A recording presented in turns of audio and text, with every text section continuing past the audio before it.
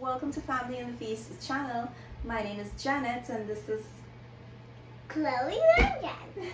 Chloe is our taste tester. Remember all the ingredients and measurements, it will be listed down below in the description box. Don't forget to like, comment, and subscribe. Let's get started, guys. In today's video, we will be making some coconut choka. And I'm going to show you how easy it is to put this recipe together from your oven. Now, here are the ingredients you will need for this recipe. I have my coconut that I'm going to go dig out in a few minutes. I have salt, adobo, accent, scallions, celery leaf, banadania, and this is optional. You don't have to use this if you don't want to. I have 1 red chili, 1 green chili, and some garlic. I'm going to use quite a few cloves of garlic in this recipe.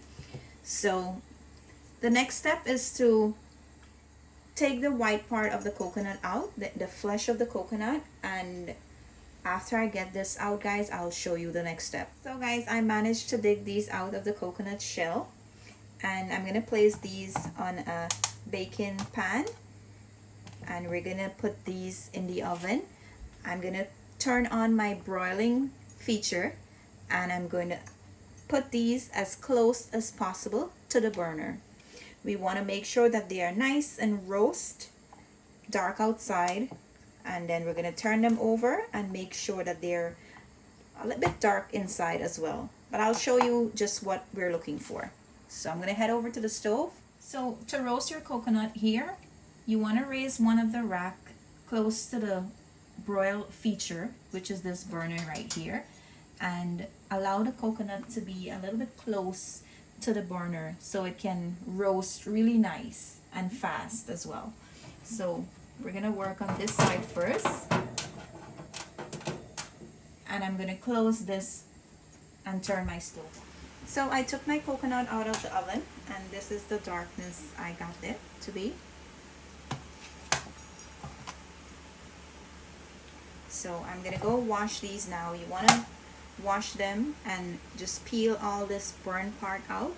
I will show you what I did when I'm done with it. So guys, I finished washing my coconut, and this is what you're looking for when you finish washing it. Scraping all the burn part out, and this is what I got. So to grate this, I'm using a box grater, and I'm using this side here. I hope you can see it. After I grate it on that side, I have my grinder here, my spice grinder. I'm gonna just pound it in that to get it to the softness or what I'm looking for.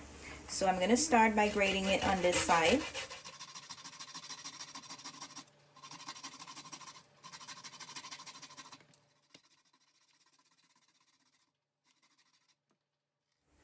Now that's how fine they're gonna come out on that side, and this is what you're looking for. So I'm gonna grate this, and I'll come back and show you guys because this is gonna take a while. So guys, we finished grating the coconut, and this is how it looked when I'm done grating it. Now I'm gonna measure this, and I'll give you the measurements that I have here, because this is what's gonna give you an accurate measurements of the taste and the amount of salt and garlic I add to this. Now the green seasoning is up to your preference, whether you want to add a lot or a little, it's up to you. But for the garlic and the salt and the accent and the adobo is actually going to have to measure. So in all, I'm gonna just measure this and let you know how much I have in the description box. So I would say like I have about 1.5 cups after I grate this. So our next step is to add in a little bit of the coconut to our grinder, and we're gonna add in 1 clove of garlic and a few of our green seasoning.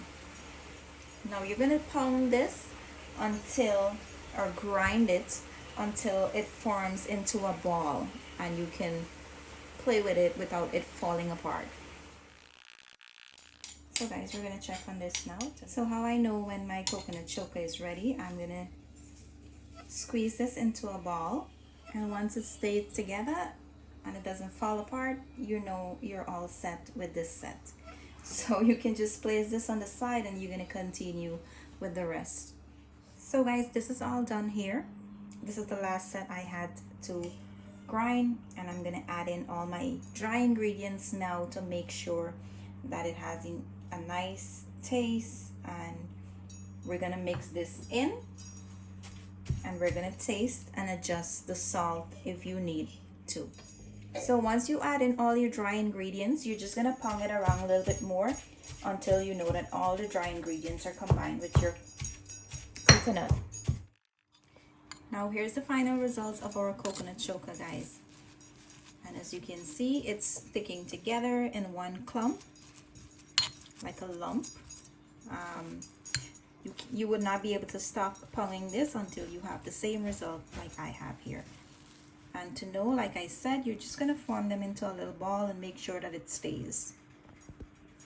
So I'm going to just roll this out into some balls, and I'll place this in my serving container, and I'll show you how good and delicious this looks. Here's the final results of our coconut choka. We hope you enjoy this video. Thank you for watching. See you in our next video.